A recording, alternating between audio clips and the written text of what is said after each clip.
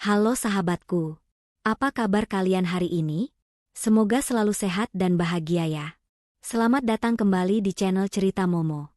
Hari ini, Momo punya satu kisah spesial yang bakalan bikin jantung kalian berdebar kencang.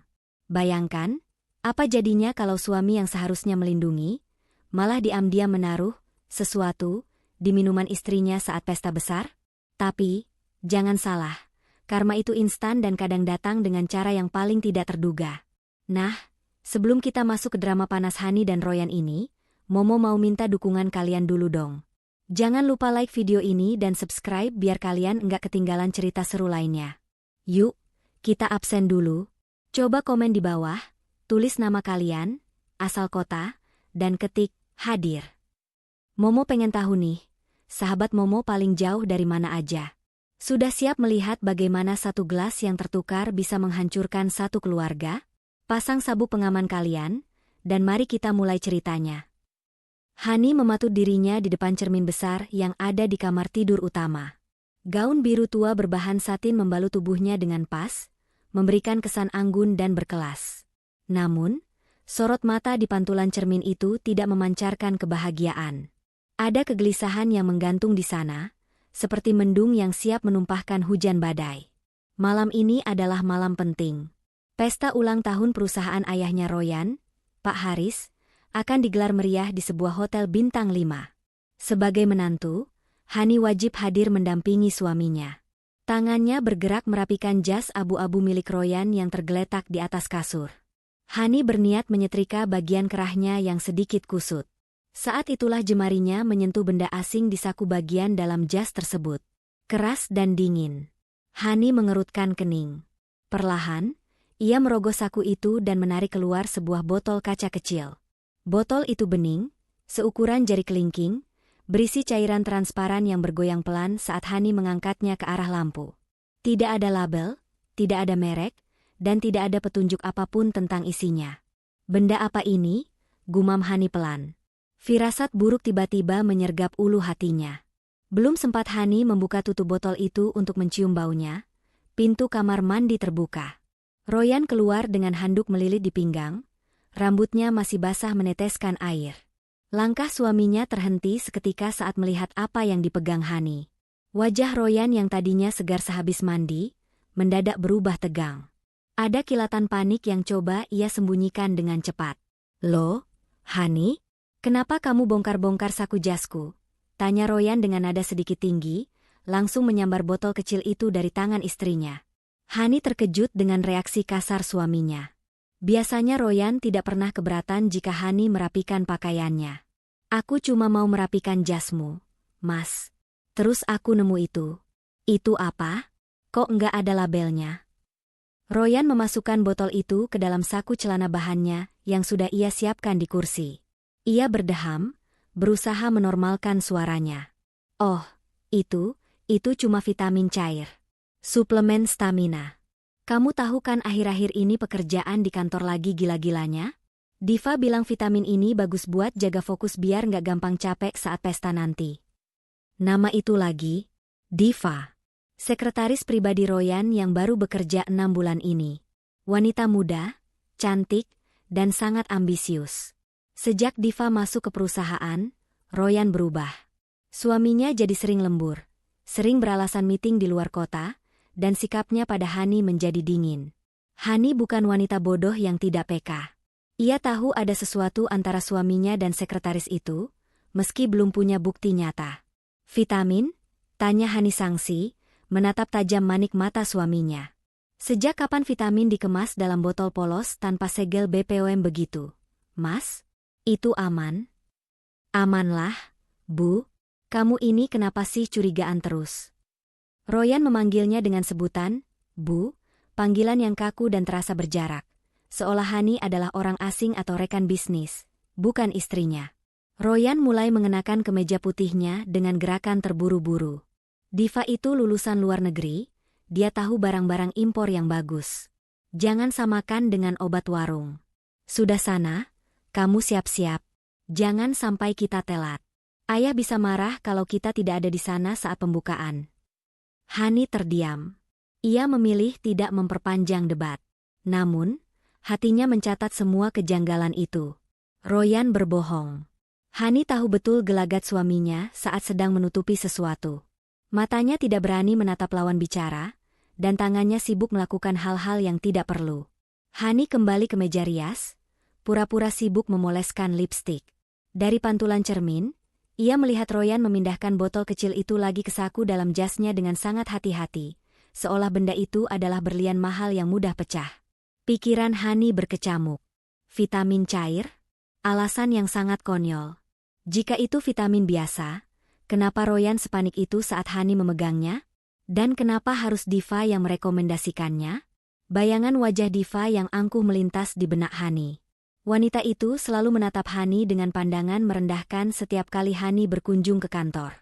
Seolah-olah Diva ingin mengatakan bahwa Hani tidak pantas bersanding dengan Royan. "Mas," panggil Hani pelan, mencoba memancing reaksi sekali lagi. "Apalagi?" sahut Royan ketus sambil memasang dasi. "Nanti di pesta, aku duduk di sebelahmu, kan?" Royan berhenti sejenak, lalu menghela napas panjang seolah pertanyaan Hani adalah beban berat. "Tentu saja. Tapi nanti mungkin aku akan sibuk menemani ayah dan klien VIP. Diva juga akan ada di meja utama untuk membantu notulensi dan koordinasi. Kamu duduk manis saja, jangan banyak bicara yang aneh-aneh. Jaga wibawaku." "Baik," jawab Hani singkat. Di balik wajah tenangnya, otak Hani bekerja cepat. Instingnya sebagai seorang istri berteriak bahaya. Ada rencana busuk yang sedang disusun. Botol kecil itu bukan vitamin. Dan kehadiran Diva di meja utama nanti pasti bukan sekadar untuk urusan pekerjaan. Hani mengambil tas tangannya, memastikan ponselnya aktif. Ia berjanji pada dirinya sendiri, malam ini ia tidak akan menjadi istri penurut yang bodoh. Ia akan mengawasi setiap gerak-gerik Royan dan Diva. Ia akan mencari tahu apa isi botol misterius itu. "Ayo berangkat," ajak Royan yang sudah rapi, tanpa sedikit pun memuji penampilan Hani yang sudah berdandan cantik untuknya. Hani bangkit berdiri, mengangkat dagunya tinggi. Ia berjalan mengikuti suaminya keluar kamar. Di dalam hatinya, genderang perang sudah ditabuh. Jika Royan dan gundiknya itu berani bermain api malam ini, Hani pastikan mereka berdualah yang akan terbakar hangus. Pesta malam ini tidak akan berjalan sesuai rencana Royan, Hani akan memastikannya. Mobil mewah Royan berhenti tepat di depan lobi hotel yang bermandikan cahaya keemasan. Petugas valet bergegas membukakan pintu. Royan turun lebih dulu, merapikan jasnya, dan langsung melangkah masuk tanpa menoleh sedikit pun ke arah istrinya yang masih berjuang keluar dari mobil dengan gaun panjangnya. Hani menarik napas panjang, menelan rasa perih yang mulai menjalar di dadanya. Malam ini ia harus kuat. Ia bukan hanya istri pajangan, ia adalah nyonya rumah yang sah di acara ini. Lobi hotel sudah dipenuhi tamu-tamu undangan dari kalangan elit bisnis. Harum parfum mahal menyerbak di udara. Royan berjalan cepat, matanya menyapu sekeliling ruangan seolah sedang mencari seseorang yang jauh lebih penting daripada istrinya sendiri. Hani harus mempercepat langkahnya agar bisa menyejajarkan diri di samping suaminya, berusaha menggandeng lengan Royan agar terlihat harmonis di depan publik. Namun, Royan menepis pelan tangan itu dengan alasan ingin mengambil minuman dari nampan pelayan yang lewat. "Ah, itu dia," gumam Royan. Wajahnya yang tadi kaku langsung berubah cerah sumringah. Hani mengikuti arah pandang suaminya. Di ujung ruangan, berdiri seorang wanita yang menjadi pusat perhatian. Diva. Wanita itu mengenakan gaun malam berwarna merah darah yang sangat mencolok. Potongannya berani, memamerkan lekuk tubuh dan kulit putihnya. Sangat kontras dengan penampilan Hani yang sopan dan tertutup dengan gaun biru tua. Jika Hani terlihat seperti langit malam yang tenang, Diva adalah api yang siap membakar segalanya. Hani menyadari satu hal yang menyakitkan. Gaun yang dipakai Diva jauh lebih mewah dan mahal daripada gaun yang dibelikan Royan untuknya. Bahkan, anting berlian yang menggantung di telinga Diva berkilau lebih terang daripada cincin kawin di jari Hani. Diva menyadari kehadiran mereka. Dengan senyum lebar yang dibuat-buat, ia melangkah mendekat. Bunyi hak tinggi sepatunya terdengar arogan di atas lantai marmer, seolah mengumumkan kedatangan sang ratu pesta. "Selamat malam, Pak Royan," sapa Diva dengan suara manja yang dilembut-lembutkan. Matanya mengerling nakal ke arah Royan, seolah mereka memiliki rahasia yang hanya dimengerti berdua. Malam, Diva. Kamu, luar biasa malam ini. Persiapannya lancar? Tanya Royan, matanya tak berkedip menatap wanita simpanannya itu, seakan terhipnotis oleh warna merah yang membalut tubuh Diva. Lancar dong, Pak. Semua sudah saya atur di meja VIP, jawab Diva bangga. Lalu, pandangannya beralih pada Hani. Senyumnya berubah menjadi seringai tipis yang meremehkan. Halo, Bu Hani. Wah, tumben sekali ibu ikut acara kantor. Saya pikir ibu lebih suka di rumah nonton sinetron.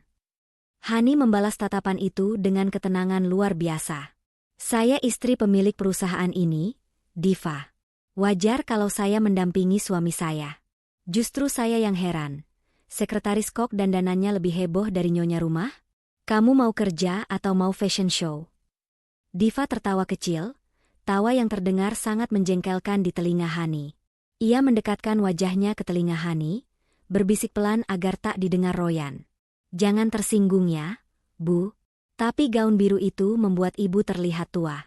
Persis seperti ibu-ibu panti jompo yang salah masuk ke pesta anak muda. Kasihan Pak Royan, pasti malu jalan sama ibu. Darah Hani mendidih, tapi ia menahan diri untuk tidak menampar wajah bergincu tebal itu. Ia tahu Diva sengaja memancing emosinya agar ia membuat keributan.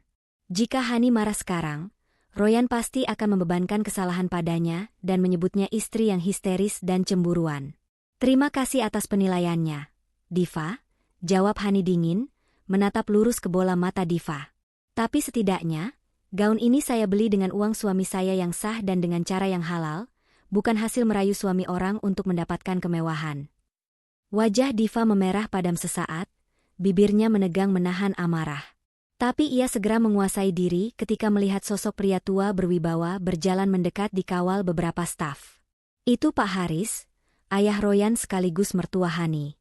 Pemilik utama perusahaan raksasa ini, sosok yang paling ditakuti dan disegani. Diva, seru Pak Haris dengan nada riang. Pria parubaya itu merentangkan tangannya, dan tanpa ragu Diva memeluknya akrab. Cipika-cipiki yang terlihat sedikit berlebihan untuk hubungan atasan dan bawahan di depan umum. Selamat ulang tahun perusahaan, Pak Haris. Bapak gagah sekali malam ini, puji Diva sambil merapikan kerah jas Pak Haris, tugas yang seharusnya tidak ia lakukan karena terlalu intim. Royan hanya tersenyum melihat kedekatan ayahnya dengan selingkuhannya. Tampaknya Royan merasa aman karena ayahnya pun menyukai kinerja Diva, tanpa menyadari bahaya apa yang sebenarnya mengintai di balik kedekatan itu. Terima kasih, Diva. Acara ini tidak akan sukses tanpa kerja kerasmu. Kamu memang karyawan teladan saya, aset paling berharga di kantor ini, puji Pak Haris, menepuk-nepuk bahu Diva dengan bangga, seolah Diva adalah anak emasnya. Barulah kemudian Pak Haris menoleh ke arah anak dan menantunya. Senyumnya sedikit memudar saat melihat Hani. Oh, Hani, kamu datang juga? Saya pikir kamu sibuk mengurus rumah. Royan, pastikan istrimu tidak membuat kesalahan malam ini. Banyak investor asing datang, jangan sampai ada hal memalukan atau tingkah laku kampungan. Hani tersenyum getir.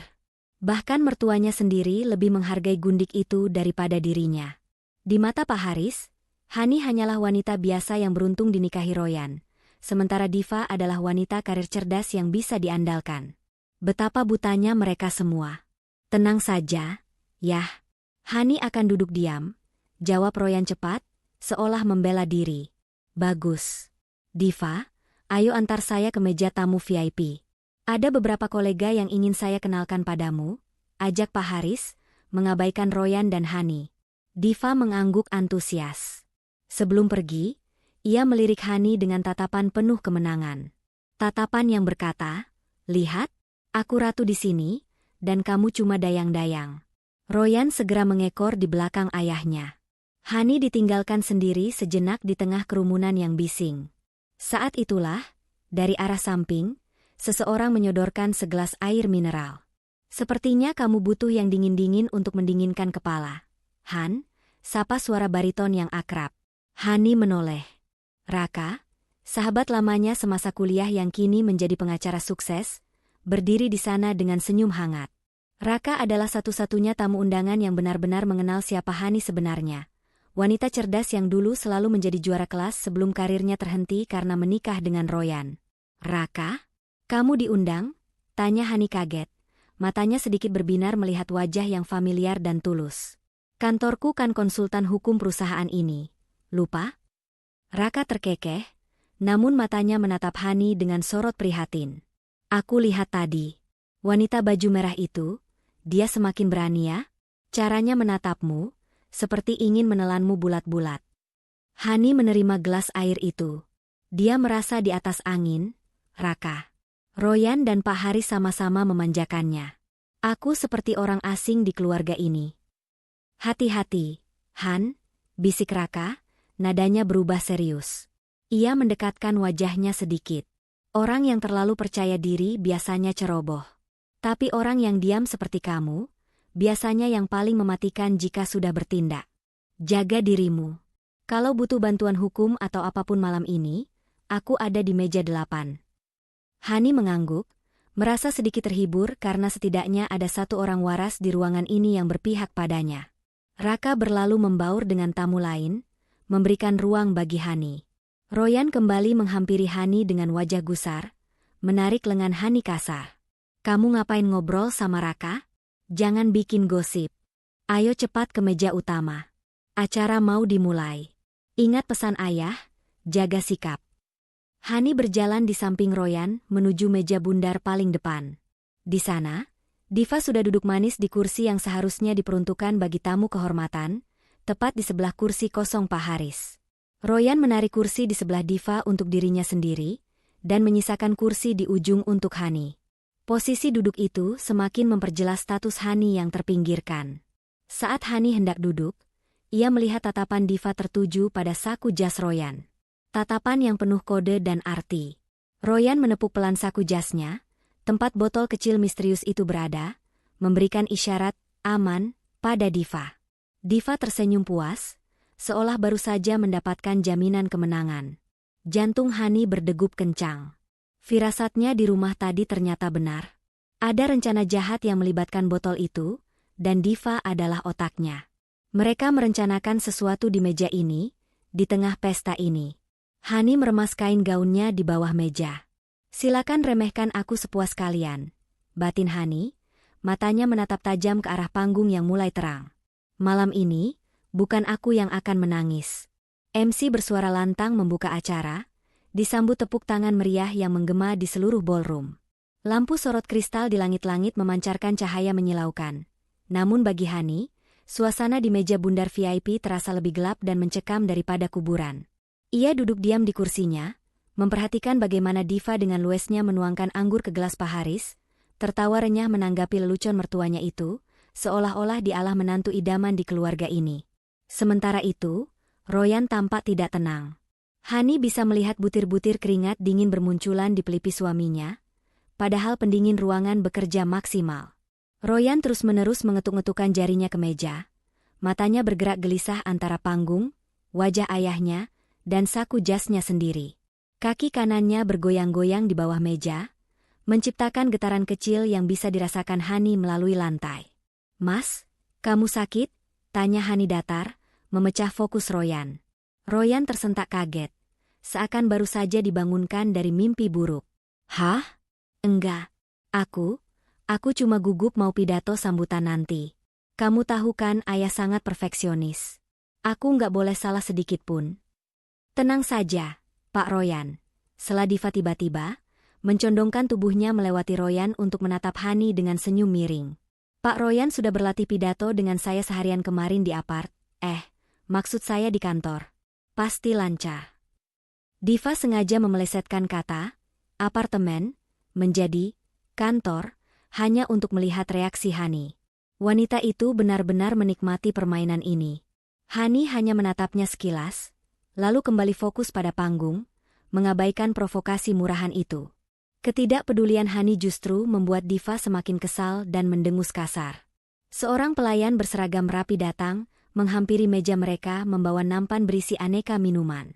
"Silakan, Tuan, Nyonya," sapa pelayan itu ramah. Diva dengan cepat mengambil segelas koktail berwarna oranye cerah, dengan hiasan irisan jeruk di bibir gelasnya. "Aku mau yang ini," Vodka orange, favoritku. Segar dan bikin semangat. Royan menatap nampan itu, lalu menunjuk segelas jus jeruk murni yang warnanya hampir identik dengan minuman beralkohol milik Diva. Gelasnya pun memiliki bentuk yang sama, hanya berbeda pada hiasan kecil di atasnya. Milik Diva ada buah ceri, milik Hani polos.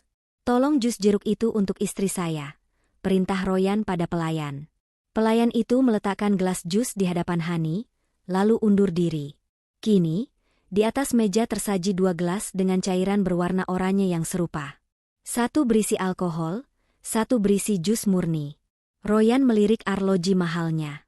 Hani, aku harus ke toilet sebentar sebelum naik panggung. Perutku mulas. Silakan, jawab Hani singkat. Royan bangkit berdiri, namun bukannya langsung berjalan menjauh, ia justru berputar sedikit ke arah belakang kursi Hani, berpura-pura merapikan jasnya. Gerakannya canggung. Hani, yang sejak awal waspada, tidak menoleh ke belakang. Namun, ia mengeluarkan cermin bedak kecil dari tas tangannya dan membukanya di bawah meja. Dari pantulan cermin kecil itu, Hani bisa melihat tangan Royan bergerak cepat. Tangan suaminya merogoh saku jas, mengeluarkan botol kecil tanpa label yang tadi pagi Hani temukan. Dengan gerakan kilat, Royan membuka tutup botol itu dan menumpahkan seluruh isinya ke dalam gelas jus jeruk milik Hani. Cairan bening itu bercampur dengan jus kuning, menciptakan sedikit buih yang segera menghilang. Royan menggoyangkan gelas itu sedikit dengan jarinya agar tercampur rata, lalu kembali duduk di kursinya dengan wajah yang dipaksa tenang, seolah-olah ia batal ke toilet. "Nggak jadi ke toilet, Mas?" tanya Hani, menyimpan kembali cerminnya dengan tenang. Jantungnya bergemuruh kencang, menyadari bahwa suaminya sendiri baru saja meracuninya di depan mata kepalanya sendiri. "Nanti saja, tanggung. Acaranya sudah mau masuk sesi inti," elak Royan. Ia lalu mendorong gelas jus yang sudah dibubuhi, itu lebih dekat ke arah Hani. Senyum manis terukir di bibirnya, senyum palsu yang membuat perut Hani mual. "Minumlah dulu, Bu. Kamu kelihatan pucat. Jus jeruk bagus buat naikin gula darah biar kamu gak lemas nanti pas nemenin aku salaman sama tamu," bujuk Royan dengan nada perhatian yang dibuat-buat. Hani menatap gelas itu. Secara kasat mata, tidak ada yang berubah. Warnanya tetap oranye segar. Tapi Hani tahu, di dalamnya terkandung zat kimia entah apa, yang Royan sebut vitamin, tapi disembunyikan seperti barang haram. Hani melihat ada residu minyak tipis yang mengambang samar di permukaan jus, nyaris tak terlihat jika tidak diperhatikan dengan jeli. "Terima kasih, Mas. Perhatian sekali kamu," jawab Hani dengan nada datar yang sulit diartikan. Ia mengangkat gelas itu pelan. Mata Royan membelalak sedikit, antusiasme jahat terpancar jelas. Ia menahan napas, menunggu cairan itu menyentuh bibir istrinya. Di sebelahnya, Diva sedang sibuk bersulang dengan Pak Haris, tidak memperhatikan drama kecil itu. "Ayo, Bu, habiskan. Biar segar," desak Royan lagi, tidak sabar. Hani mendekatkan bibir gelas ke mulutnya, mencium aroma jeruk yang kini bercampur dengan bau samar bahan kimia yang agak menyengat, seperti bau obat rumah sakit yang ditumbuk. Hani tahu, jika ia meminum ini, hidupnya akan tamat malam ini juga. Entah ia akan pingsan, sakit perut, atau dipermalukan sesuai rencana mereka. "Tunggu," Hani menurunkan gelasnya lagi ke meja. Wajah Royan berubah kecewa seketika. "Kenapa? Kok enggak diminum? Dingin sekali AC-nya. Aku mau ambil syal dulu di mobil sebentar." Hani beralasan, mencoba mengulur waktu. Ia butuh momen yang tepat. Momen di mana mata semua orang teralihkan. "Ah, ribet banget sih kamu. Minum dulu itu, nanti keburu cair es batunya jadi nggak enak," bentak Royan pelan namun tajam, hilang sudah topeng suami penyayangnya. Ketidaksabarannya mulai tidak terkontrol. "Sabar dong, Royan. Istrimu kan memang begitu, lelet dan banyak mau," sambar Diva sambil menyesap koktailnya dengan anggun. "Lihat dong aku, nggak banyak drama. Minum ya tinggal minum." Hani tersenyum tipis mendengar ucapan Diva. "Benar, Diva. Minum ya tinggal minum. Sebentar lagi kamu akan membuktikan ucapanmu sendiri," batin Hani. Lampu ruangan tiba-tiba meredup perlahan. Suara musik orkestra yang tadinya lembut kini berubah menjadi nada intro yang megah dan dramatis. Suara MC terdengar berat dan bergema. Hadirin sekalian, mohon perhatiannya ke layar utama. Kita akan menyaksikan perjalanan sejarah perusahaan yang dibangun oleh Bapak Haris. Layar raksasa di panggung menyala terang, menampilkan video profil perusahaan dengan suara narasi yang menggelegar. Seluruh atensi tamu undangan tersedot ke arah layar. Ruangan menjadi gelap, hanya diterangi bias cahaya dari layar proyektor. Inilah saatnya. Royan menoleh ke arah panggung, begitu juga Pak Haris. Diva, yang duduk di sebelah Royan, sibuk mengeluarkan bedak padatnya, memanfaatkan keremangan untuk memperbaiki riasannya agar tetap paripurna saat lampu menyala nanti. Ia meletakkan gelas kaktail oranyenya di meja, tepat di samping gelas jus beracun milik Hani. Posisi kedua gelas itu berdekatan, nyaris bersentuhan. Dalam kegelapan itu, mata Hani bersinar tajam. Tidak ada keraguan sedikit pun di hatinya. Tangan kanannya bergerak secepat kilat, tanpa suara, menggeser posisi kedua gelas itu. Geser kiri. Geser kanan. Dalam hitungan detik, gelas kaktail milik Diva kini berada di hadapan Hani. Dan gelas jus berisi cairan misterius racikan Royan, kini berdiri manis di hadapan Diva. Hani menarik tangannya kembali ke pangkuan, duduk tegak dengan napas teratur. Jantungnya berdetak kencang bukan karena takut, tapi karena adrenalin. Pertukaran itu sempurna. Tidak ada yang melihat. Kegelapan dan ego mereka sendiri telah menjadi sekutu terbaik Hani. Hani menatap lurus ke depan, ke arah layar yang menampilkan kesuksesan semu keluarga ini. Ia menunggu lampu menyala kembali, menunggu babak baru di mana korban dan pelaku akan bertukar tempat tanpa mereka sadari. Video profil perusahaan berakhir dengan logo emas besar yang terpampang di layar, diiringi gemuruh tepuk tangan dari ratusan tamu undangan. Saat lampu ballroom perlahan menyala kembali, menyipitkan mata semua orang yang sempat terbiasa dengan kegelapan, Hani merasakan ketegangan yang luar biasa di udara.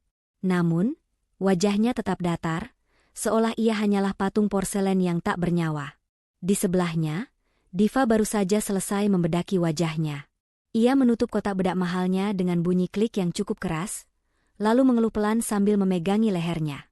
Duh, gara-gara makan keripik asin tadi tenggorokanku jadi kering banget. Keluh Diva manja, matanya melirik ke arah gelas di meja.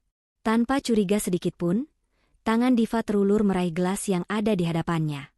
Gelas jus jeruk yang kini berisi cairan, vitamin, racikan Royan. Karena warna minuman Diva sebelumnya, vodka orange, dan jus jeruk milik Hani hampir identik di bawah pencahayaan lampu kuning hotel. Ditambah lagi es batu yang sudah sedikit mencair membuat warnanya memudar, Diva sama sekali tidak menyadari perbedaannya. Di sisi lain, Royan tidak mempedulikan Diva. Fokusnya terkunci sepenuhnya pada Hani. Ia melihat gelas di hadapan Hani, yang sebenarnya adalah kaktail alkohol milik Diva, masih utuh, belum berkurang setetes pun. "Bu, kok belum diminum juga sih?" desis Royan. Suaranya terdengar tidak sabar dan sedikit panik. Ia mendekatkan wajahnya ke telinga Hani, berpura-pura mesra padahal nadanya penuh ancaman. "Kamu mau mempermalukan aku? Aku sudah pesankan khusus buat kamu, masa kamu anggurin? Hargai sedikit usaha suamimu." Hani menoleh perlahan, menatap mata suaminya yang dipenuhi ambisi kotor. "Aku menunggu momen yang pas, Mas. Nggak enak minum sendirian sementara Pak Haris belum minum. Alasan saja kamu." Royan mendengus kasar. Ia melirik jam tangannya lagi. Waktu semakin mepet. Obat itu butuh waktu sekitar 10-15 menit untuk bereaksi. Jika Hani tidak meminumnya sekarang, reaksinya tidak akan terjadi saat Hani naik panggung nanti. Rencana Royan untuk membuat Hani terlihat gila dan meracau saat mendampinginya menerima penghargaan bisa gagal total. "Minum sekarang, Hani. Atau aku tidak akan membiarkanmu pulang ke rumah malam ini," ancam Royan berbisik tajam. Hani tersenyum tipis, senyum yang membuat bulu kuduk Royan sedikit meremang tanpa ia tahu alasannya. "Baiklah, kalau itu mau kamu, Mas." Tepat saat itu, Pak Haris berdiri dari kursinya. Ia mengangkat gelas wine-nya tinggi-tinggi, memberi isyarat kepada seluruh tamu untuk bersulang merayakan ulang tahun perusahaan. Hadirin sekalian, suara Pak Haris menggelegar tanpa mikrofon, menunjukkan wibawanya. "Mari kita angkat gelas kita. Untuk kesuksesan, kejayaan, dan masa depan perusahaan kita yang semakin gemilang. Cheers." Cheers! Seru para tamu serempak. Ini adalah momen yang tidak bisa dihindari. Di meja bundar VIP, Royan, Diva, dan Hani ikut mengangkat gelas mereka. Jantung Royan berdegup kencang bak genderang perang. Matanya melotot menatap gelas di tangan Hani. Ia menahan napas, berdoa dalam hati agar cairan itu segera masuk ke tubuh istrinya. Sebentar lagi, Hani. Sebentar lagi kamu akan jadi sejarah, dan aku bisa bebas bersama Diva, batin Royan licik. Diva, yang memang sudah sangat kehausan, tidak lagi peduli dengan etika bersulang yang anggun. Begitu Pak Haris selesai bicara, ia langsung menempelkan bibir gelas ke mulutnya. Ia mengira akan merasakan sensasi vodka yang menyengat dan segar. Di sebelahnya, Hani juga mengangkat gelasnya. Ia tahu gelas di tangannya berisi alkohol. Hani bukan peminum, tapi ia tahu ia harus meminumnya sedikit saja untuk mengelabui Royan. Cukup satu tegukan kecil untuk membasahi bibir, sisanya akan ia buang nanti saat ada kesempatan. Suasana hening sejenak saat ratusan orang menenggak minuman mereka. Diva meneguk minumannya dengan rakus. 1 teguk besar. 2 teguk. Cairan dingin itu mengalir deras melewati tenggorokannya yang kering. Ada rasa aneh yang sedikit pahit dan berbau kimia, berbeda dengan rasa jeruk segar atau vodka yang biasa ia minum. Namun, karena rasa hausnya yang tak tertahankan dan dominasi rasa manis sirup jeruk, Diva mengabaikan rasa aneh itu. Ia pikir mungkin es batunya sudah terlalu cair, atau bartender mencampurnya dengan brand vodka murahan. Gluk, gluk, gluk. Diva menghabiskan hampir setengah gelas dalam sekali minum. Ia meletakkan gelas itu kembali ke meja dengan napas lega. Ah, aneh rasanya. Agak pahit, gumam Diva sambil menyeka sudut bibirnya dengan tisu. Royan tidak mendengar keluhan Diva. Ia terlalu sibuk memperhatikan Hani. Hani meminum sedikit dari gelasnya. Rasa alkohol yang tajam langsung menyengat lidahnya. Ia menahan keinginan untuk batuk. Ia menelan sedikit saja, lalu meletakkan gelas itu kembali dengan tenang. Sudah puas, Mas? Tanya Hani, menatap Royan. Royan menghela napas panjang, senyum kemenangan mulai terbit di wajahnya. Ia melihat isi gelas Hani sudah berkurang sedikit. Itu sudah cukup. Dosis yang ia masukkan sangat tinggi. Sedikit saja masuk ke tubuh, efeknya akan tetap fatal. Pintar. Begitu dong jadi istri yang nurut. Puji Royan sambil menepuk-nepuk punggung tangan Hani. Sentuhan yang terasa menjijikkan bagi Hani. Nanti kamu akan merasa sedikit pusing. Itu efek vitaminnya bekerja. Jangan khawatir, itu tandanya tubuhmu sedang menyerap energi. Energi ya? Ulang Hani pelan. Matanya melirik arah Diva yang kini sedang sibuk mengunyah buah ceri dari piring kecilnya. Tanpa Royan sadari, bom waktu yang ia racik sendiri kini sedang berdetak di dalam tubuh wanita yang salah. Zat kimia berbahaya itu kini mulai menyebar melalui aliran darah Diva, menuju ke saraf pusatnya, bersiap untuk meledakkan kewarasannya di depan umum. Diva tiba-tiba memegang kepalanya. Duh, kok tiba-tiba agak lieng ya? Keluhnya pada Pak Haris. Mungkin efek wine tadi belum hilang. Pak Haris tertawa renyah. Ah, kamu ini, Diva, baru minum sedikit sudah pusing. Kuatkan fisikmu. Sebentar lagi nama kamu akan dipanggil untuk penghargaan karyawan terbaik. Jangan sampai pingsan di panggung. Tenang, Pak. Diva kuat kok. Jawab Diva sambil memaksakan tawa, meski matanya mulai berkedip-kedip lebih cepat. Ia merasa suhu tubuhnya naik drastis. Keringat dingin mulai muncul di tengkuknya. Jantungnya berdebar tidak beraturan, seperti habis lari maraton. Hani memperhatikan semua gejala itu dengan seksama dari sudut matanya. Ia mengenali tanda-tanda itu. Royan benar-benar tidak main-main dengan dosisnya. Itu bukan sekadar obat pusing. Itu stimulan dosis tinggi yang biasa dipakai di dunia malam untuk membuat orang kehilangan kendali. Mas Royan, panggil Diva.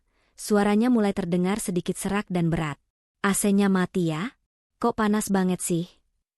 Royan menoleh sekilas, acuh tak acuh. Dingin kok. Perasaanmu saja. Jangan manja, sebentar lagi giliran kita. Royan masih mengira bahwa Hanilah yang akan segera merasakan panas itu. Ia terus melirik Hani, menunggu istrinya mengeluh atau bertingkah aneh. Tapi anehnya, Hani justru terlihat sangat tenang. bahkan mulai menyantap hidangan pembuka dengan santai.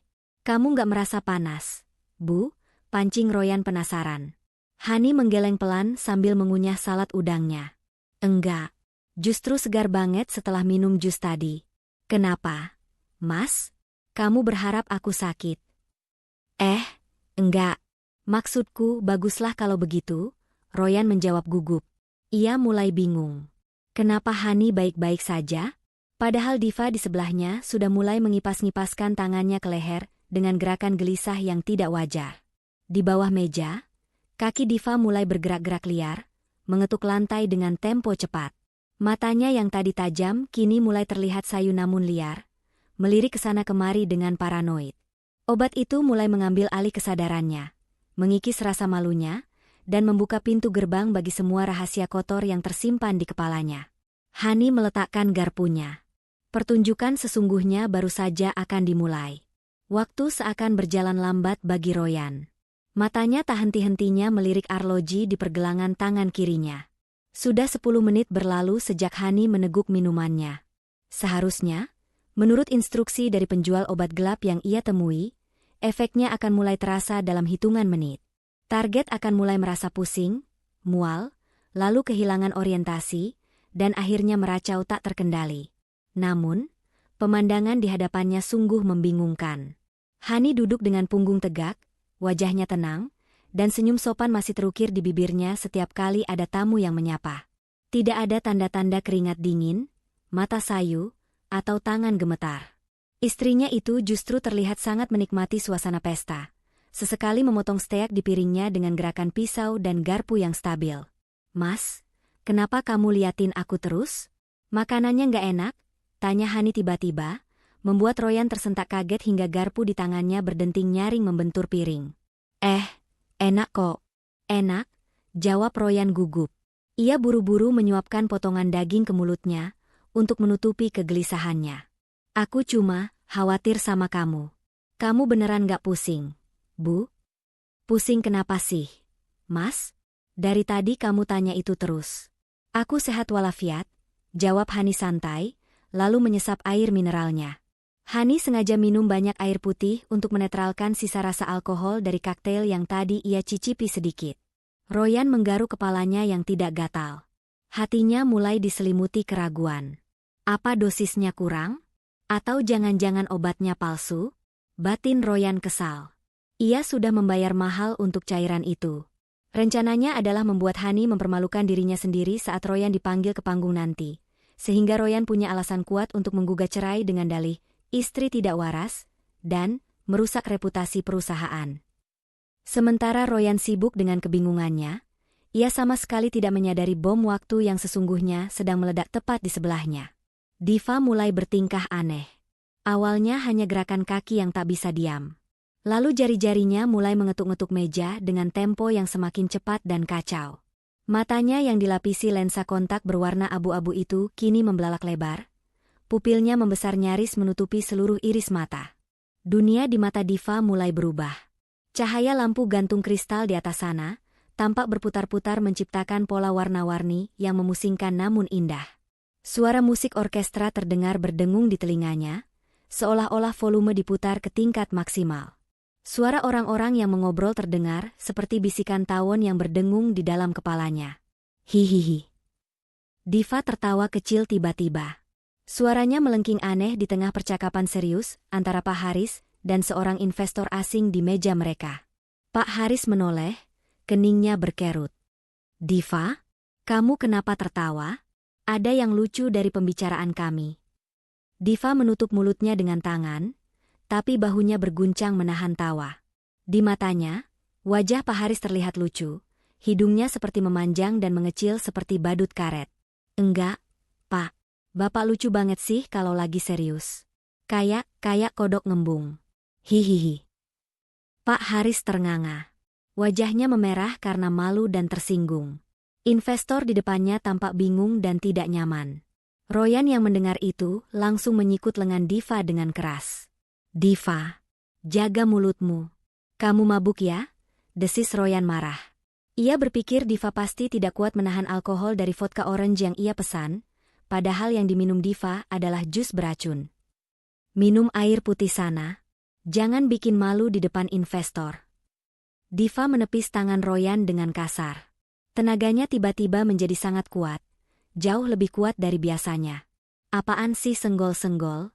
Jangan pegang-pegang, nanti istri lo yang sok suci itu cemburu lagi. Seru Diva cukup keras. Beberapa tamu di meja sebelah mulai menoleh.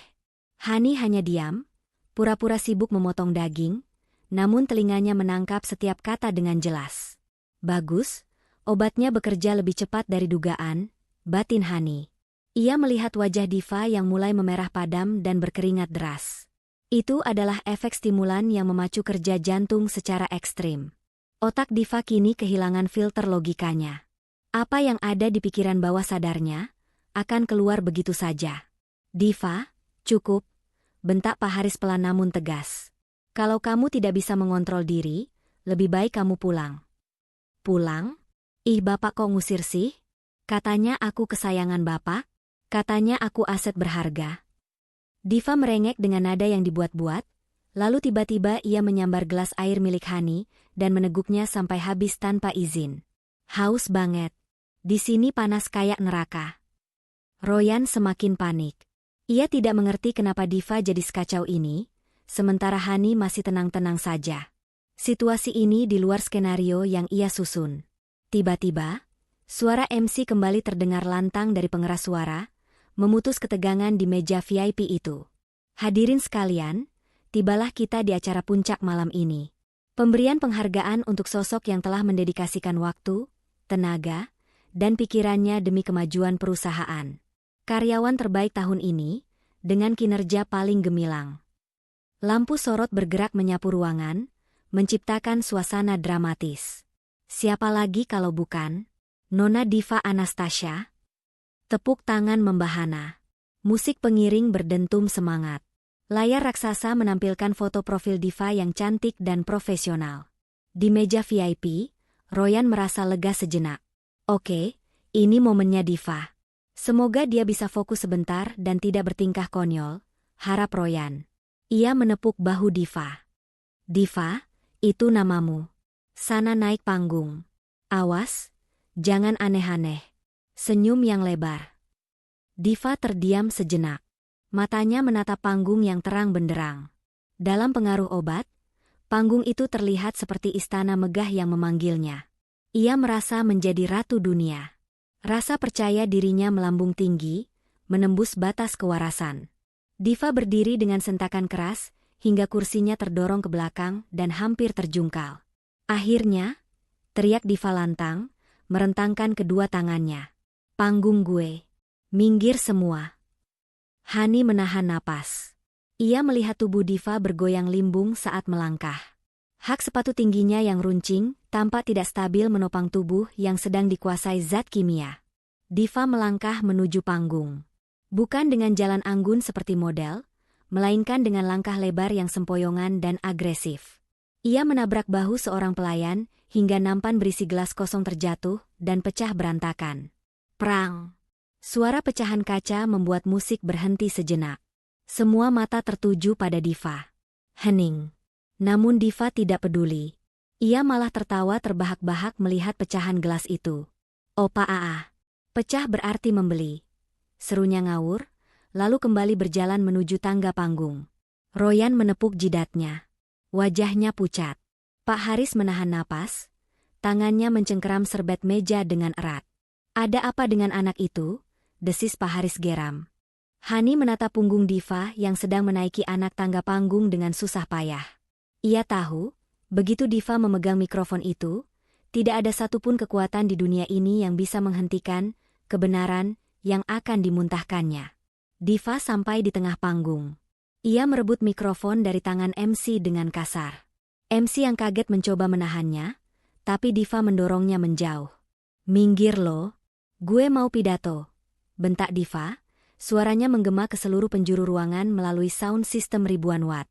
Diva berdiri di sana, di bawah sorot lampu yang menyilaukan, dengan rambut yang mulai berantakan dan senyum menyeringai yang mengerikan. Ia menatap lautan manusia di depannya, lalu pandangannya terkunci pada meja VIP, tepat ke arah Royan dan Pak Haris. Halo semuanya Aa. sapa Diva dengan nada melengking yang pecah. Kalian semua pasti kagumkan sama gue? Cantik, pintar, seksi. Nggak kayak istri bos kalian yang di pojokan itu, yang kayak taplak meja. Suasana ballroom mendadak riuh rendah. Bisik-bisik mulai terdengar.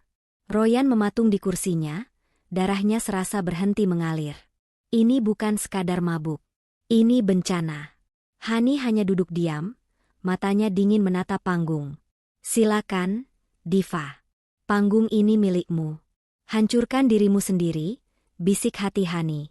Suasana di dalam ballroom yang megah itu mendadak hening, seolah seluruh oksigen tersedot keluar dalam sekejap.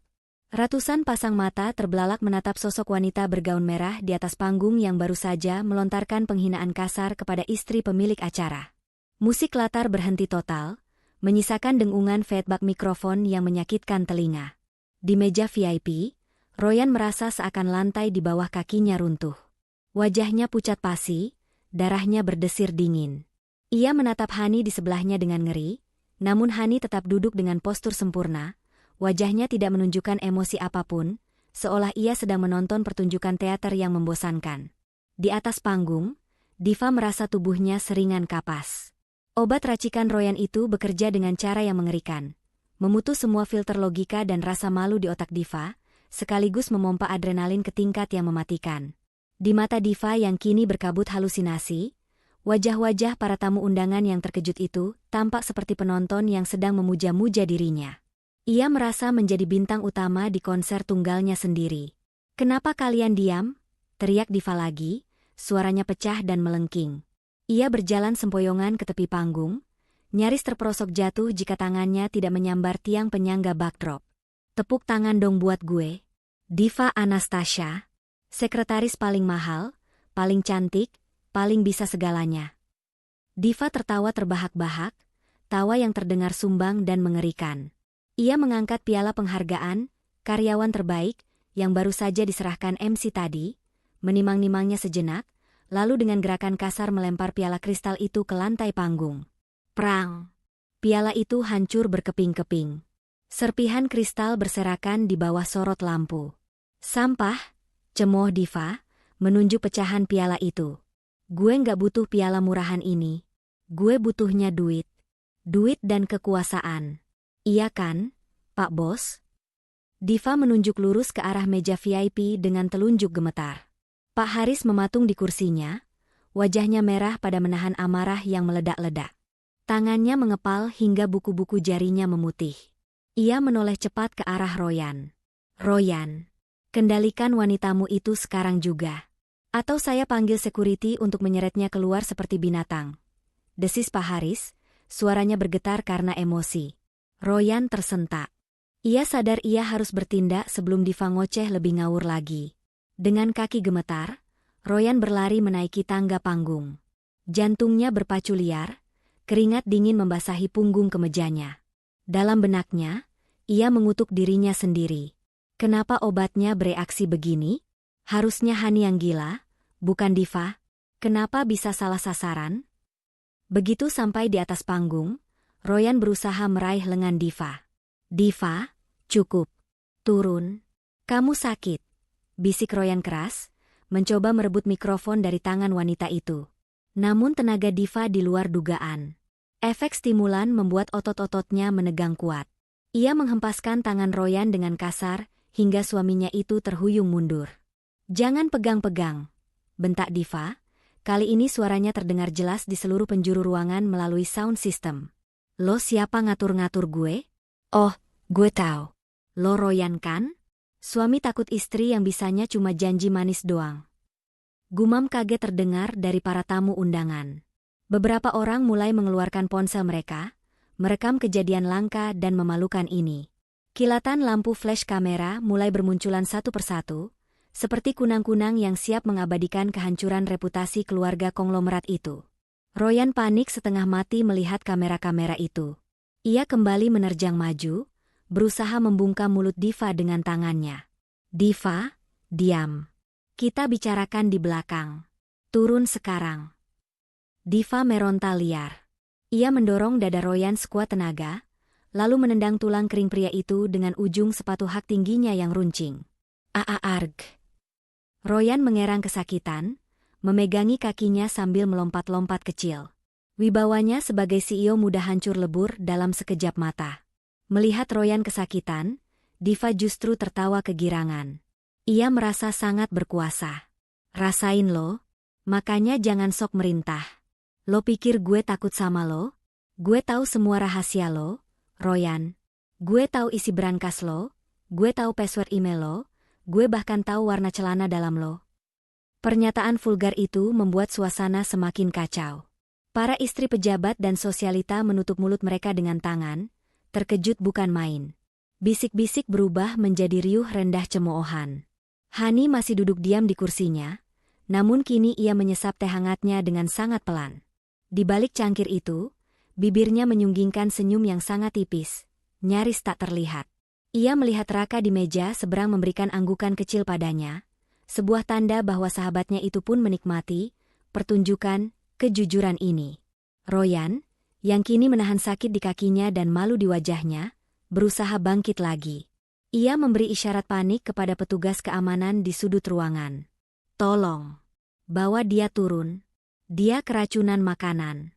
Cepat, teriak Royan putus asa, mencoba membangun narasi bahwa Diva hanya sakit. Dua orang petugas keamanan bertubuh kekar, segera berlari naik ke panggung. Melihat ada orang asing mendekat, paranoid Diva meledak. Dalam halusinasinya, ia melihat kedua petugas itu sebagai monster yang ingin menangkapnya.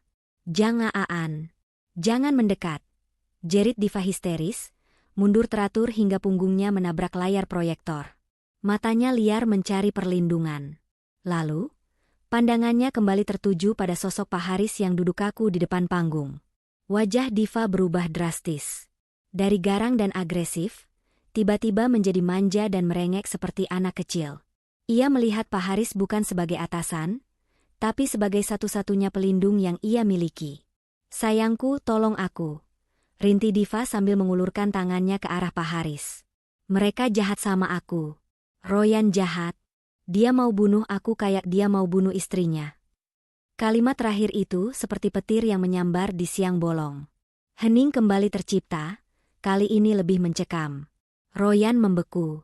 Matanya membelalak horor. Diva baru saja membocorkan niat jahat Royan tanpa sadar.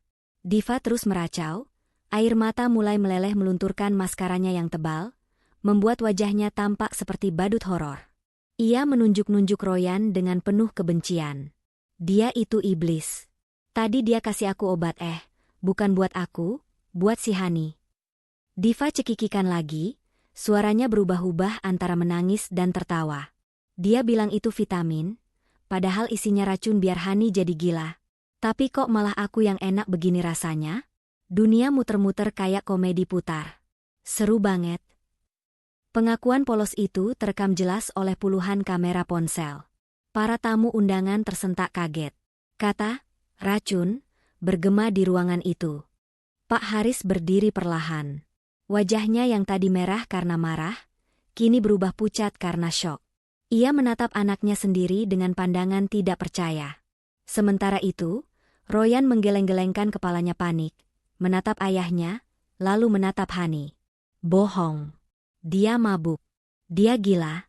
Yah, jangan dengerin, teriak Royan, suaranya pecah karena ketakutan. Tapi Diva belum selesai. Ia merasa belum mendapatkan pembelaan yang ia inginkan dari Pak Haris. Rasa obat itu membuatnya semakin nekat. Ia merasa harus membuktikan bahwa dia lebih berhak dibela daripada Royan. Mas Royan pembohong, teriak Diva. Lalu ia melakukan hal yang paling tak terduga. Ia berlari turun dari panggung, menerobos barisan keamanan yang lengah, dan langsung menghambur memeluk kaki Pak Haris yang berdiri mematung. Diva bersimpu di lantai, memeluk erat kaki mertua Hani itu sambil menangis meraung-raung. Gaun merahnya tersingkap berantakan, riasannya hancur lebur. Mas Haris, tolongin Dede. Dede takut. Rengek Diva dengan panggilan sayang yang sangat intim, panggilan yang seharusnya tidak pernah diucapkan seorang sekretaris kepada pemilik perusahaan di depan umum. Seluruh ruangan menahan napas. Panggilan, Mas Haris, dan Dede, itu sudah cukup menjelaskan segalanya. Hani meletakkan cangkir tehnya perlahan. Inilah puncak gunung es yang mulai terlihat, dan Hani tahu, ledakan terbesarnya baru akan dimulai sebentar lagi. Panggilan, Mas Haris, dan Dede, yang keluar dari mulut Diva membekukan seluruh isi ballroom. Waktu seolah berhenti berdetak. Para tamu undangan saling berpandangan dengan mata terbelalak, mencoba mencerna apa yang baru saja mereka dengar. Seorang sekretaris muda memeluk kaki pemilik perusahaan raksasa di depan umum, memanggilnya dengan sebutan mesra yang menjijikan, sementara anaknya sendiri berdiri terpaku di sebelahnya. Pak Haris, yang selama ini dikenal sebagai sosok pengusaha bermoral tinggi dan family man, wajahnya berubah menjadi ungu karena campuran antara murka dan malu yang tak tertahankan. Ia berusaha menghentakkan kakinya untuk melepaskan pelukan Diva, persis seperti orang yang sedang berusaha menyingkirkan lintah yang menempel. Lepaskan. Apa-apaan kamu ini? Dasar wanita tidak tahu malu. Bentak Pak Haris, suaranya bergetar hebat. Citra wibawa yang ia bangun puluhan tahun runtuh dalam hitungan detik di tangan wanita yang sedang teler ini. Royan, yang baru saja pulih dari rasa sakit di tulang keringnya, melihat pemandangan itu dengan nyala. Otaknya mendidih. Ia merasa dikhianati. Diva adalah miliknya, atau setidaknya begitulah yang ia percayai selama ini. Melihat kekasih gelapnya justru merengek manja pada ayahnya sendiri membuat logika Royan putus. Dengan langkah lebar penuh emosi, Royan menerjang maju. Ia mencengkeram lengan Diva dengan kasar dan menyentaknya hingga wanita itu terlepas dari kaki Pak Haris dan terhuyung ke belakang. "Bangun kamu!" teriak Royan di depan wajah Diva. "Sadar, Diva. Itu ayahku. Kenapa kamu panggil dia begitu? Kamu mau menghancurkan aku. Hah?" Diva yang sempoyongan nyaris jatuh, namun ia berhasil menyeimbangkan diri dengan berpegangan pada pinggiran meja VIP. Efek obat stimulan itu membuat emosinya meledak-ledak bak kembang api. Rasa takutnya hilang berganti dengan keberanian yang nekat dan brutal. Ia menatap Royan dengan sorot mata nyalang, napasnya memburu, dan tiba-tiba, plak, sebuah tamparan keras mendarat mulus di pipi kanan Royan. Suaranya begitu nyaring hingga menggema melalui mikrofon di podium yang tidak sengaja tersenggol tubuh Diva, membuat seluruh ruangan tersentak kaget. Royan terhuyung, memegangi pipinya yang langsung memerah. Ia menatap Diva tak percaya. "Jangan bentak-bentak aku, Royan," jerit Diva histeris. Air matanya meleleh, bercampur dengan ingus dan riasan yang luntur, membuatnya terlihat mengerikan namun menyedihkan. "Kamu itu laki-laki payah. Laki-laki nggak guna. Beraninya cuma sama perempuan." Royan ternganga. "Apa kamu bilang? Kamu dengar aku?" Diva menunjuk wajah Royan dengan telunjuk yang gemetar. Mulutnya mulai memuntahkan semua kebenaran yang selama ini ia simpan rapat-rapat demi ambisi.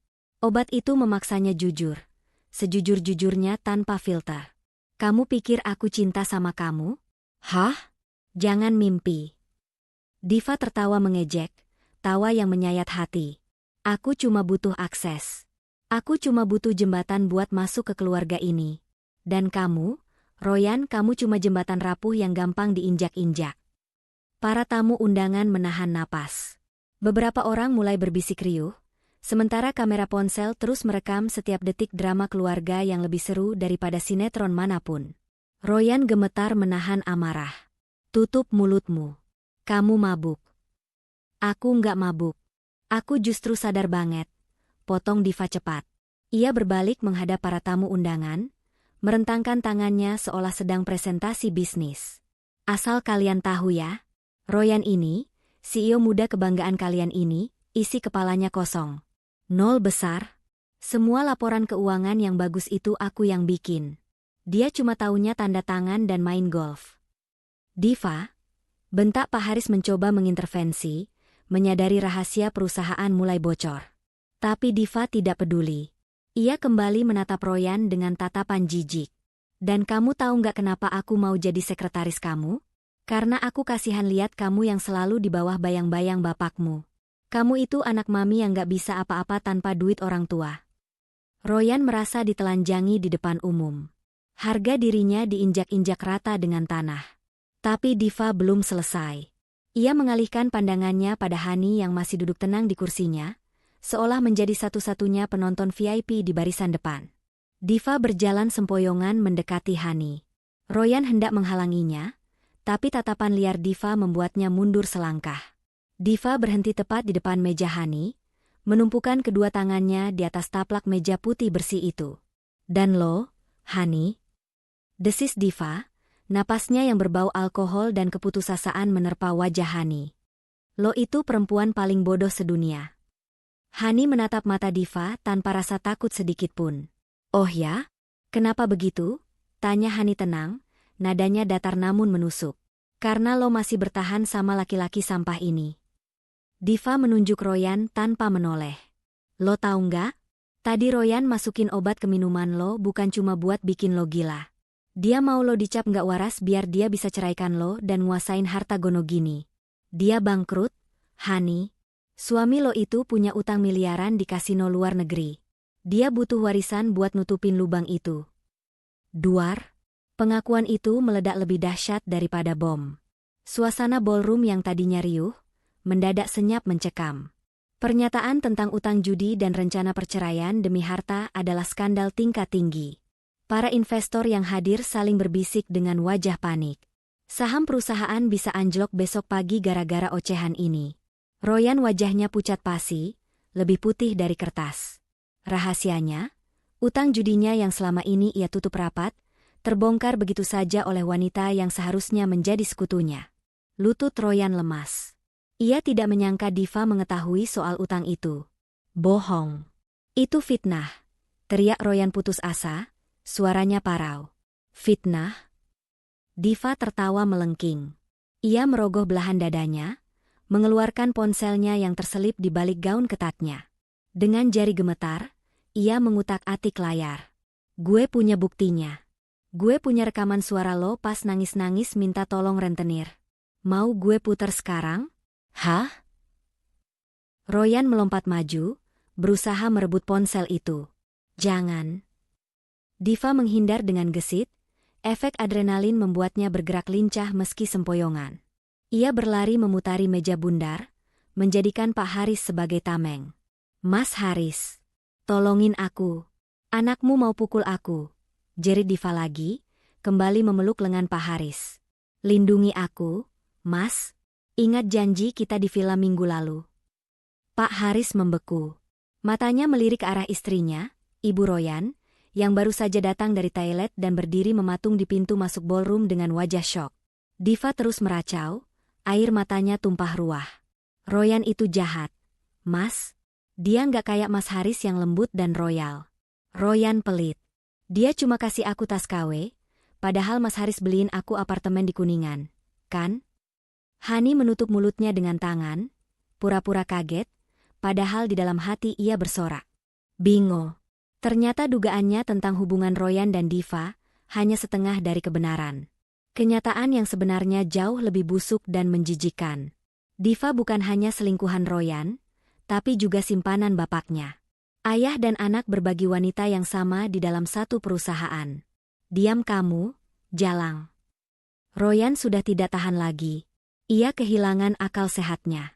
Ia mengambil botol anggur dari meja terdekat dan hendak melemparkannya ke arah Diva. Hentikan, suara Raka menggelegar. Pengacara itu melompat dari kursinya, menahan tangan Royan sebelum botol itu melayang. Kendalikan dirimu, Royan. Kamu mau masuk penjara karena penganiayaan di depan ratusan saksi. Royan terengah-engah, dadanya naik turun. Matanya merah menyala menatap Diva yang kini berlindung di ketiak ayahnya. Diva, merasa aman karena Royan ditahan, kembali mendongak menatap Pak Haris dengan tatapan memuja yang mengerikan akibat pengaruh obat. Ia mengelus dada bidang pria tua itu di depan semua orang. Udah, Mas. Usir aja Royan. Dia nggak guna. Racau Diva sambil tersenyum lebar seperti orang gila. Kita kan mau hidup bahagia berdua. Lagian, aku punya kejutan buat Mas Haris. Kejutan yang bakal bikin Mas seneng banget dan lupa sama anak gagal kayak Royan. Diva mengelus perutnya yang rata dengan gerakan dramatis. Seringai kemenangan terukir di wajahnya yang berantakan. Ia bersiap menjatuhkan kartu as terakhirnya, kartu yang ia yakini akan menyelamatkannya dan membuat Pak Haris bertekuk lutut selamanya. Hani melihat gestur tangan Diva di perut itu. Ia menyipitkan mata. Jadi itu senjata rahasianya, batin Hani. Ironis sekali. Royan ingin menyingkirkan aku demi wanita ini, padahal wanita ini sedang mengandung benih kehancuran bagi Royan sendiri. Malam itu, hujan kejujuran benar-benar turun deras, membasahi dan melunturkan segala kepalsuan yang selama ini membungkus keluarga terpandang itu. Dan Hani, satu-satunya orang yang tetap kering di bawah payung kesabarannya, bersiap menyaksikan babak akhir dari kehancuran mereka. Suasana di dalam ballroom hotel itu bukan lagi tegang, melainkan mencekam seperti detik-detik sebelum eksekusi mati. Semua mata tertuju pada tangan Diva yang mengelus perut ratanya dengan gerakan memutar yang lambat dan dramatis. Senyum di bibirnya melebar, namun matanya yang berkabut karena pengaruh obat menatap kosong ke arah Pak Haris, seolah melihat dewa penyelamat. Royan, yang masih ditahan oleh Raka agar tidak mengamuk, menatap perut Diva dengan napas tertahan. Otaknya yang sudah kacau berusaha merangkai kepingan puzzle yang berserakan. Diva hamil? Jika benar, Royan yakin itu anaknya. Mereka sering menghabiskan waktu bersama di apartemen Diva. Sejenak, ada secercah harapan gila di benak Royan. Jika Diva hamil anaknya, mungkin dia bisa menggunakan alasan itu untuk melegalkan perpisahannya dengan Hani. Diva. Suara Royan terdengar parau, memecah kesunyian. Kamu hamil? Diva menoleh ke arah Royan, lalu tertawa cekikikan. Tawa yang terdengar seperti suara kapur digesekkan ke papan tulis, ngilu dan menyakitkan. Iya dong, Mas Royan sayang. Ada nyawa kecil di sini, jawab Diva dengan nada manja yang dibuat-buat, sambil menepuk pelan perutnya. Pewaris tahta yang sesungguhnya. Yang bakal ngegeser posisi kamu yang gak guna itu. Royan menegakkan tubuhnya, sedikit melepaskan diri dari cengkeraman Raka. Itu anakku, kan? Diva, kalau itu anakku, kita bisa. Belum sempat Royan menyelesaikan kalimatnya, tawa Diva meledak lebih keras. Ia tertawa terpingkal-pingkal sampai memegangi perutnya, seolah Royan baru saja melontarkan lelucon paling konyol abad ini. Air mata geli bercampur mabuk mengalir di pipinya yang cemong. Anak kamu? Hahaha. Diva menunjuk wajah Royan dengan jijik. Jangan mimpi di siang bolong, Royan. Kamu pikir aku mau hamil anak dari laki-laki bangkrut yang punya utang judi miliaran? Laki-laki lemah yang bisanya cuma minta duit sama bapaknya. Wajah Royan merah padam. Terus anak siapa? Teriaknya frustrasi. Diva menghentikan tawanya tiba-tiba.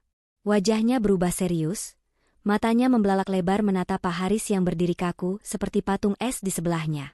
Dengan gerakan teatrikal, Diva merangkul lengan Pak Haris erat-erat, menyandarkan kepalanya di bahu pria tua itu. Ini anak Mas Haris, tahu? Seru Diva lantang. Suaranya menggema ke seluruh penjuru ruangan, menembus gendang telinga setiap orang yang hadir. Dunia seakan runtuh saat itu juga. Ini anak bapak kamu, Royan, lanjut Diva dengan bangga, seolah sedang mengumumkan kemenangan lotre. Jadi ini bukan anak kamu, tapi apa ya sebutannya? Adik tiri kamu? Sekaligus calon pewaris tunggal harta Mas Haris. Hahaha, lucu kan? Kamu bakal punya adik baru, Royan. Panggil aku, Ibu Tiri. Ya? Duar. Pernyataan itu meledak lebih dahsyat daripada bom nuklir. Hening. Hening yang mematikan. Detik terasa berhenti berputar. Mulut Royan terbuka lebar, tapi tidak ada suara yang keluar.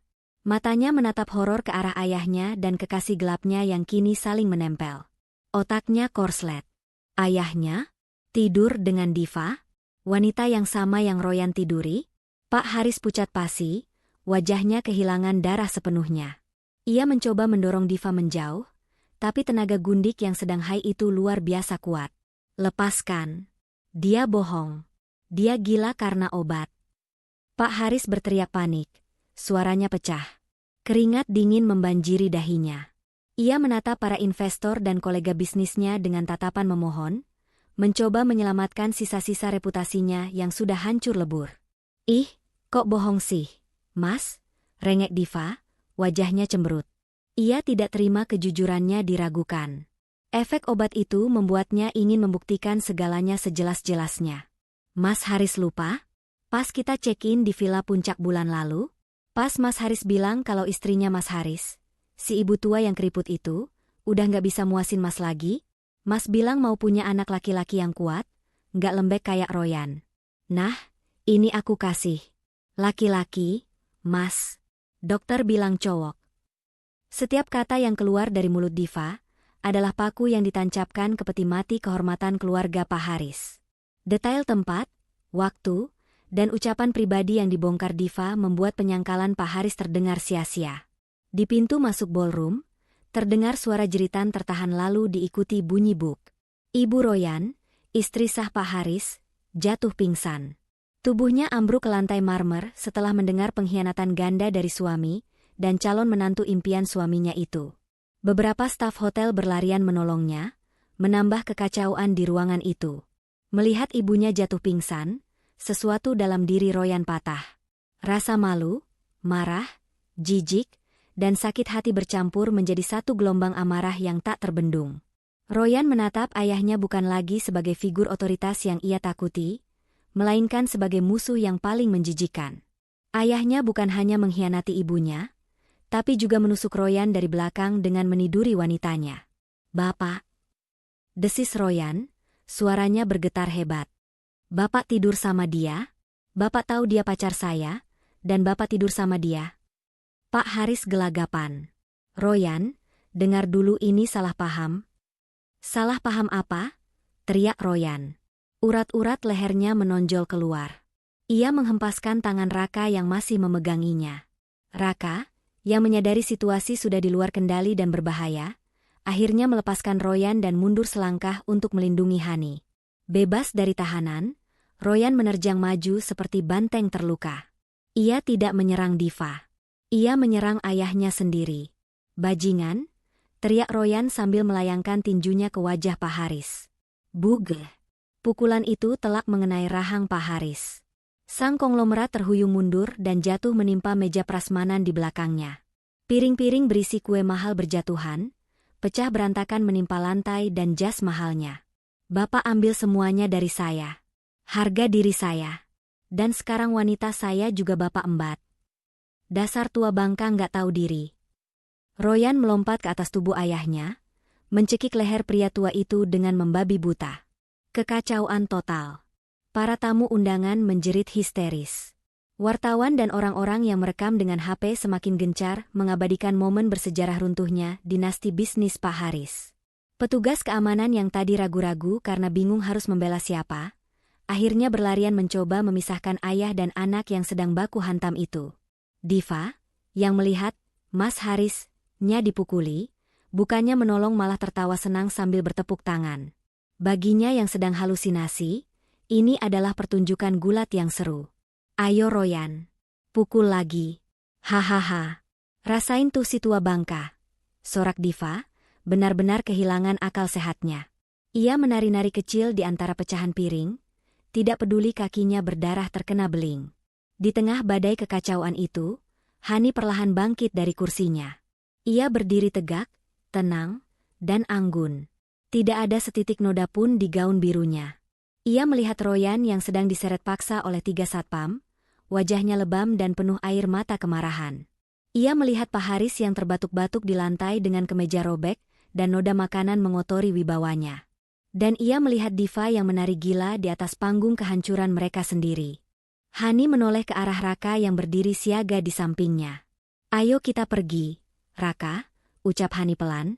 Suaranya tenang, kontras dengan keriuhan di sekitarnya. Pertunjukannya sudah selesai. Endingnya sangat memuaskan.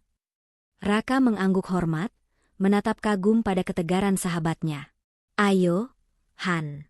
Mobilku sudah siap di lobi." Hani melangkah pergi meninggalkan meja VIP itu. Saat melewati Royan yang sedang meronta-ronta di pegangan satpam, langkah Hani terhenti sejenak. Royan mendongak, menatap istrinya dengan pandangan memohon, putus asa, dan hancur. "Hani, tolong aku. Hani." Rintih Royan. Hani menatapnya dingin. Tidak ada rasa kasihan. Tidak ada rasa cinta. Hanya ada rasa lega yang luar biasa. Hani merogoh tas tangannya, mengambil cincin kawin emas putih yang melingkar di jari manisnya, lalu melepaskannya perlahan. Dengan gerakan ringan, Hani menjatuhkan cincin itu ke lantai, tepat di depan wajah Royan yang sedang berlutut ditahan satpam. Cincin itu berdenting kecil, bunyi yang menandakan berakhirnya sebuah ikatan neraka. "Selamat menikmati adik barumu, Mas," bisik Hani tajam. Tanpa menoleh lagi, Hani berjalan keluar dari ballroom itu dengan kepala tegak, meninggalkan puing-puing keluarga suaminya yang terbakar habis oleh api yang mereka nyalakan sendiri. Udara malam Jakarta menyapa kulit wajah Hani begitu ia melangkah keluar dari lobi hotel. Angin berhembus pelan, membawa kesejukan yang kontras dengan neraka duniawi yang baru saja ia tinggalkan di dalam ballroom. Di belakangnya, suara sirine ambulans dan mobil polisi mulai terdengar mendekat, memecah keheningan malam, menandakan bahwa babak hukum dari drama keluarga itu akan segera dimulai. Raka membukakan pintu mobil sedan hitamnya untuk Hani. "Masuklah, Han. Kamu aman sekarang." Hani mengangguk pelan, merosot duduk di jok penumpang yang empuk. Tubuhnya terasa lelah luar biasa, seolah seluruh energinya terkuras habis untuk mempertahankan topeng ketenangan selama berjam-jam. Namun, di balik kelelahan itu, ada perasaan ringan yang membuncah di dada. Rasa lega yang sudah bertahun-tahun tidak ia rasakan. Beban menjadi istri penurut, menantu yang diremehkan, dan wanita yang dikhianati, kini terangkat sepenuhnya. Saat mobil melaju meninggalkan pelataran hotel, Hani menatap kaca spion. Ia melihat mobil polisi berhenti di depan lobi. Beberapa petugas bergegas masuk. Hani tahu, malam ini Royan tidak akan tidur di kasur empuk rumah mewah mereka, melainkan di lantai dingin sel tahanan. Keesokan paginya, matahari bersinar cerah, seolah ikut merayakan kebebasan Hani. Namun, bagi keluarga besar Pak Haris, hari itu adalah awal dari kiamat. Hani duduk di sofa apartemen milik Raka, tempat persembunyian sementara yang paling aman. Di hadapannya, televisi menyiarkan berita pagi yang menggemparkan seluruh negeri. Tidak ada satupun saluran TV yang melewatkan berita itu. Skandal memalukan di pesta ulang tahun perusahaan raksasa, ayah dan anak terlibat baku hantam rebutan sekretaris hamil. Judul berita utama itu terpampang besar dengan warna merah menyala. Hani menyesap kopi hitamnya sambil memperhatikan layar. Video amatir yang direkam para tamu undangan semalam kini viral di semua media sosial. Tagar drama keluarga Haris dan azab pelakor menjadi trending topik nomor 1 di Twitter dan TikTok. Layar televisi menampilkan cuplikan video saat diva berteriak histeris di atas panggung. "Ini anak Mas Haris. Bukan anak Royan." Wajah diva yang berantakan dan Royan yang mengamuk disensor sebagian. Namun teriakan dan pengakuan dosa itu terdengar sangat jelas. Dahsyat sekali efeknya. Komentar Raka yang baru keluar dari dapur membawa piring berisi roti panggang. Ia duduk di seberang Hani, ikut menonton berita. Saham perusahaan Pak Haris anjlok 40% pagi ini. Investor asing menarik diri massal. Mereka kehilangan triliunan rupiah dalam semalam. Hani tersenyum miris. Itu harga yang pantas untuk keserakahan mereka, Raka. Dan ada berita update lagi, lanjut Raka, menunjuk layar ponselnya. Royan resmi ditetapkan sebagai tersangka kasus penganiayaan berat terhadap ayahnya sendiri di depan umum. Polisi punya ratusan saksi mata dan bukti video. Dia tidak bisa mengelak. Ancaman hukumannya bisa di atas 5 tahun penjara. Hani terdiam sejenak, membayangkan Royan yang kini meringkuk di tahanan. Di kantor polisi, Royan duduk di sudut sel yang pengap dengan wajah lebam dan tatapan kosong. Jas mahalnya sudah dilepas, kemejanya robek dan kotor. Ia tidak tidur sedetik pun semalam. Pikirannya dipenuhi oleh penyesalan dan kebingungan yang menyiksa. Royan tahu betul apa yang terjadi pada Diva. Itu adalah efek samping dari obat racikannya sendiri. Obat yang seharusnya ia berikan pada Hani untuk membuat istrinya terlihat gila, justru diminum oleh Diva. Senjata makan tuan. Royan ingin berteriak menyalahkan Hani, menuduh Hani menukar gelas itu. Tapi ia sadar, jika ia membuka mulut soal gelas yang tertukar, sama saja ia mengakui bahwa ia berniat meracuni istrinya. Itu adalah percobaan pembunuhan berencana. Hukumannya jauh lebih berat daripada penganiayaan. Royan terjebak dalam perangkap yang ia buat sendiri. Ia harus menelan pil pahit itu bulat-bulat. Ia harus membiarkan publik berpikir Diva gila karena narkoba atau stres, dan membiarkan dirinya dianggap sebagai anak durhaka yang memukuli ayahnya. Ia tidak bisa membela diri tanpa menghancurkan dirinya lebih dalam lagi. Hani, lirih Royan, menyebut nama wanita yang dulu ia sia-siakan. Bayangan Hani yang tenang, yang selalu menyiapkan keperluannya, kini menghantuinya. Ia kehilangan istri yang tulus demi seorang gundik yang ternyata tidur dengan bapaknya sendiri. Ironi itu menusuk ulu hatinya sampai berdarah. Sementara itu, nasib Pak Haris dan Diva pun tak kalah tragis. Berita di televisi beralih menampilkan suasana rumah sakit elit di Jakarta Pusat. Wartawan berkerumun di depan lobi. Pemilik perusahaan, Bapak Haris, dilaporkan mengalami serangan stroke berat sesaat setelah insiden pemukulan semalam. Beliau kini dalam kondisi koma di ICU. Pihak dokter belum bisa memastikan apakah beliau akan bisa pulih total atau mengalami kelumpuhan permanen. Hani mendengus pelan. Stroke, gumamnya. Dia tidak kuat menanggung malu. Seumur hidup membangun citra terhormat, hancur karena nafsu sesaat pada sekretaris anaknya. Dan si, bintang utama, kita, tanya Raka. Diva? Hani menunjuk running text di bawah layar berita. Diva Anastasia kini dirawat di ruang isolasi rumah sakit jiwa untuk detoksifikasi dan evaluasi kejiwaan. Tim medis menemukan kandungan zat psikotropika dosis tinggi dalam darahnya. Selain itu, kondisi kehamilannya dinyatakan berisiko tinggi akibat overdosis zat tersebut. Diva berakhir di tempat yang seharusnya disiapkan Royan untuk Hani, rumah sakit jiwa. Hani meletakkan cangkir kopinya. Ia menatap Raka dengan pandangan serius. Raka, aku mau urus perceraian secepatnya. Mumpung Royan di penjara dan Pak Haris koma, tidak akan ada yang bisa menghalangi prosesnya. Raka mengangguk mantap. Berkas sudah kusiapkan sejak semalam, Han. Kamu bisa gugat cerai dengan alasan KDRT psikis, perselingkuhan, dan kini ditambah tindak pidana Royan. Kamu juga berhak menuntut pembagian harta Gonogini. Ingat, sebagian besar aset yang mereka miliki didapat selama masa pernikahan kalian. Aku tidak butuh uang haram mereka, potong Hani cepat. Ini bukan soal butuh atau tidak, Han, tegas Raka. Ini soal hak dan keadilan. Kalau kamu tidak ambil, uang itu akan habis dipakai Royan bayar utang judi atau disita bank karena perusahaan bangkrut. Lebih baik kamu ambil hakmu, lalu kamu gunakan untuk hal yang lebih baik. Atau setidaknya, buat Royan keluar dari penjara nanti sebagai gelandangan tanpa sepeser pun uang. Hani merenung sejenak. Raka benar. Membiarkan Royan tetap kaya setelah semua ini adalah sebuah kebodohan. Hukuman terbaik bagi orang serakah seperti Royan dan keluarganya adalah kemiskinan. Baiklah, putus Hani. Matanya berkilat tajam. Urus semuanya, Raka. Pastikan Royan tidak punya apa-apa lagi saat dia keluar dari penjara nanti. Biarkan dia merasakan bagaimana rasanya hidup di bawah, seperti cara dia memperlakukan aku selama ini. Raka tersenyum puas. Siap, Bu Hani. Mari kita miskinkan mereka secara legal.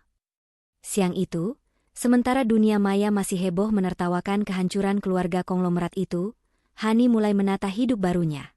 Ia berdiri di balkon apartemen, menatap langit Jakarta yang luas. Tidak ada lagi rasa takut. Tidak ada lagi rasa rendah diri. Satu gelas yang tertukar malam itu bukan hanya menyelamatkan nyawanya, tapi juga membersihkan hidupnya dari sampah-sampah yang selama ini ia sebut keluarga. Tuhan memang maha adil, dan terkadang, keadilan itu datang dalam bentuk segelas jus jeruk yang salah alamat.